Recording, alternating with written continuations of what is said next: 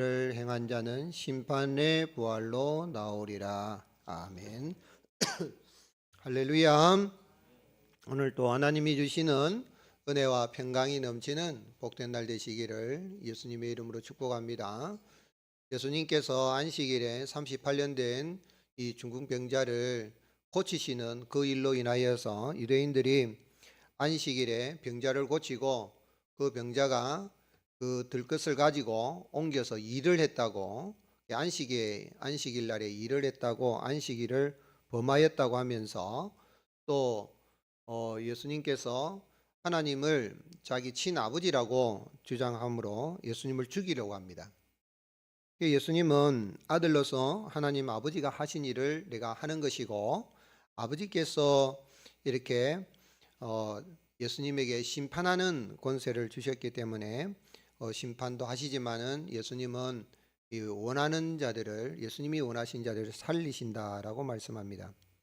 그래서 예수님은 예수님을 믿는 자는 영생을 얻게 하시지만 그리고 또 믿지 않는 자는 심판을 이미 받았고 심판에 이르릴 것을 말씀하시면서 마지막 날에 무덤에 있는 자들이 생명의 부활과 심판의 부활로 다 나오게 될 것을 그렇게 말씀하십니다. 그래서 오늘 본문에서 우리 하나님 예수님은 어떤 분이십니까? 예수님이 원하시는 자들을 살리시는 생명의 하나님이십니다. 오늘 말씀 보면 예수님께서 베데스다 목가에 38개 동안 누워있는 그 병자를 안식에 고치심으로 말미암아 예수님께서 안식일을 범했다라고 유대인들이 예수님을 박해합니다. 그런데 예수님은 17절 말씀에 보면 그들에게 말씀하시기를 내 아버지께서 이제까지 뭐 하신다 그랬습니까? 일하신다.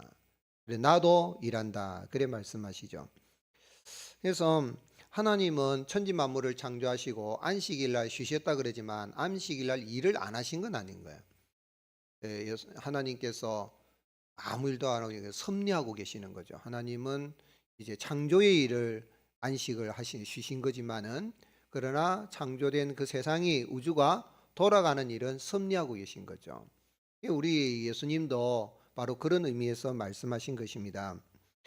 그런데 유대인들은 예수님이 안식일을 범할 뿐만 아니라 자신을 하나님과 동등으로 삼는다라고 생각하고 예수님을 죽이려고 합니다. 참 이상하죠. 사람을 살리는 사람이래야 되는데. 그래서 유대인들이 예수님이 하나님의 아들이신 것을 모르고 박해하고 죽이려고 한 것은 예수님께서 그들을 뭐 해주지 않으시려고 그렇기 때문에 그렇습니까? 그들은 구원하시지 않으시기를 원하신 거예요. 여러분, 구원은 전적인 하나님의 은혜입니다. 하나님의 선택이요, 하나님의 은혜요. 근데 은혜 받지 못한 자의 특징이 뭐냐면 은혜 받지 못한 사람들의 특징이 뭐냐면 말씀을 듣고 나면 화가 나요. 주일날 말씀 들으면 기쁘고 즐겁습니까? 예배드리면 기쁘고 즐겁습니까? 그런 은혜가 임할 수 있기를 지금 축복합니다. 근데 예배 끝나고 난 뒤 마음에 화가 나요, 여러분. 또 다른 사람들은 말씀 감사하다 하는데, 그럼 내가 은혜 받지 못했다라고 생각하는 건 뭐냐면 예배 마치고 말씀 듣고 하나님께 예배 드리고 났는데 기쁨이 넘치고 감사가 넘친가, 아니면은 화가 나는가 생각을 해봐야 돼요. 굉장히 중요한 이야기예요, 여러분. 구원받지 못한 자들의 특징, 은혜 받지 못한 자들의 특징이 뭐냐면 예수님이 오셔가지고 천상의 어떤 천사보다도 위대한 설교를 하시고, 또한 설교만 하는 것이 아니라 예수님이 병든 자를 고치고 죽은 자도 살리고 귀신도 쫓아내고 놀라운 그 예수님이 가신 건 어두움이 다 떠나요. 지나가시기만 하면 뭐 다 이 어두움 속에 빛이 임하게 되는 거죠. 참빛이시라 그랬잖아요. 그런데 이 유대인들은 그런 예수님이 누군지도 모르고 하니까 예수님을 박해하고 죽이려고 한 건 예수님께서 그들을 구원하시기를 원하지 않으신 거예요. 38년 동안 베데스다 목가에 앉아 누워있는 그 사람은 예수님이 원하신 거예요. 오늘 하나님이 우리를 원하셔서 우리를 구원하여 주시고 치료해 주시고 하나님이 우리에게 영생을 주신 것입니다. 이 은혜죠. 그렇기 때문에 내가 구원받고 영생을 얻게 된 것은 내 노력에 의해서 결정되는 게 아니에요. 누구 손에 달린 겁니까? 하나님 손에 달린 거죠. 그러니 구원은 흔들리지 않는 거예요. 하나님이 십자가에서 예수 믿는 우리를 구원하여 주시고 또한 영생을 주신 것은 하나님이 십자가에서 우리 예수님이 해산의 수고를 하시는 가운데 낳아주셨기 때문에 우리는 때로는 참 믿음대로 살지 못한 연약함도 있고 또 넘어질 때도 있지만은 천국에 반드시 들어가게 되어 있습니다. 구원의 확신입니다. 흔들리지 마시기를 주님이 축복합니다. 예수님께서는 창조주 하나님이 창조하신 세계를 섭리하시고 계신 것처럼 이렇게 병든 자를 고치는 것을 통하여서 섭리하고 계시는 하나님이시라는 거예요. 섭리는 우리 생활 속에 일어나는 모든 일들을 누가 주관하시는 거예요? 하나님 주관하시는데 예수님은 지금도 살아계셔서 섭리하고 주관하고 계십니다. 또한 예수님은 하나님이 심판하신 것처럼 이렇게 하나님께로부터 심판할 권세를 받으셨는데 예수님이 이렇게 하나님이 죽은 자를 살리신 것처럼 예수님은 예수님을 믿는 자들을 살리시고 21절 24절에 보면 영생을 주시고 사망에서 어디로 옮기셨다 그랬습니까? 생명으로 옮기셨다. 그리고 믿는 사람들은 뭐를 받지 않는다 그랬어요? 심판에 이르지 아니한다. 24절 같이 읽겠습니다.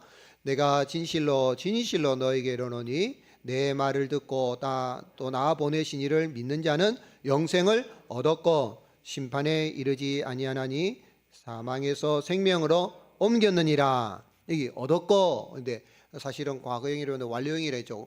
저는 과거에 믿었고 지금도 영생을 가지고 있는 상태고.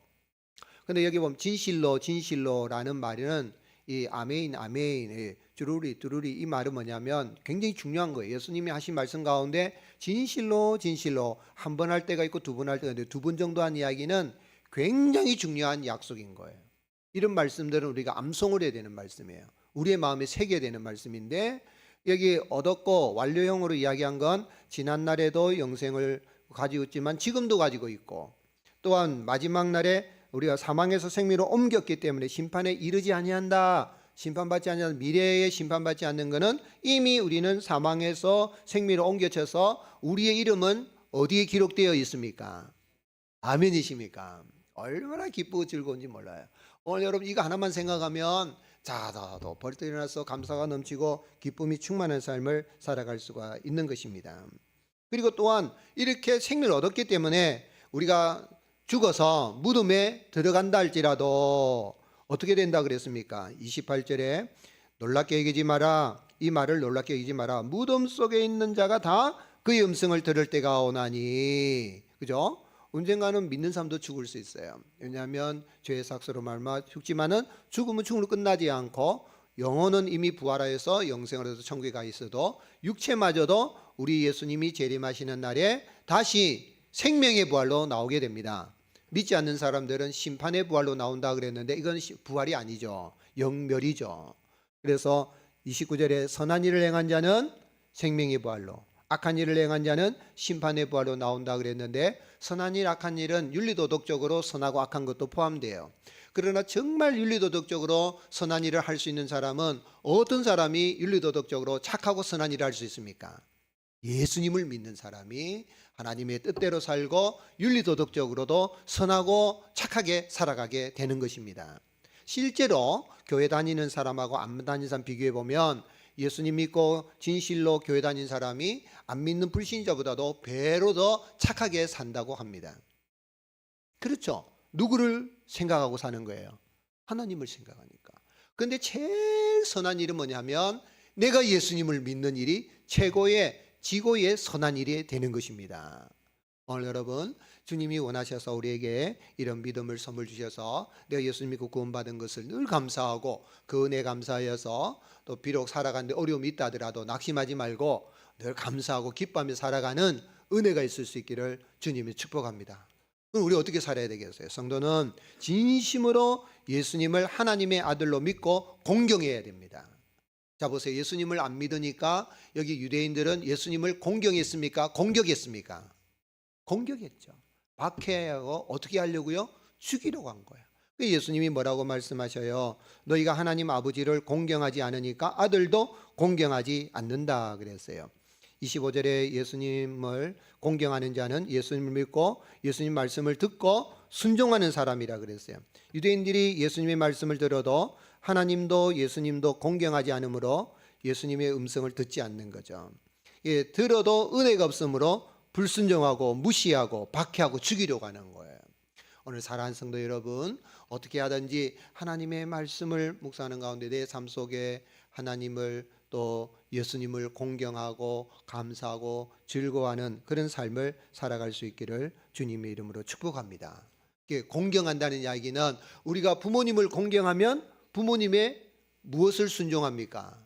말씀을 순종하는 거예요. 내가 공경한다는 거 예수님 눈에 실제로 이제는 육신으로 예수님은 볼 수 없어요. 뵐 수가 없는데 우리가 보이지 않지만 성령으로 우리 함께 하시는 그 주님을 믿는 믿음으로 내가 예수님을 공경한다는 이야기는 이 기록된 말씀을 통하여서 우리에게 말씀하시는 말씀으로 존재해 계신 하나님, 로고스로 계시는 그 하나님, 또 같이 레마로 우리에게 또 말씀하시는 그 하나님, 그 하나님을 내가 그 말씀에 순종하고 나가는 거예요. 오늘도 말씀에 순종하는 가운데에 말씀 속에 감춰져 있는 약속과 축복을 받아 누리고 늘 생명 넘치는 생동감 있는 기쁘고 즐거운 삶을 살아갈 수 있기를 예수님의 이름으로 축복합니다. 하나님 아버지 감사합니다. 우리를 사랑하여 주셔서 우리 주님 창세전에 우리를 택하여 주시고 때가 되면 우리를 불러주시고 예수님을 믿어서 구원받고 영생을 얻게 하여 주시고 이 땅에서도 생명의 기쁨이 넘치는 삶을 살아가게 해주신 것 감사합니다. 주님을 공경하는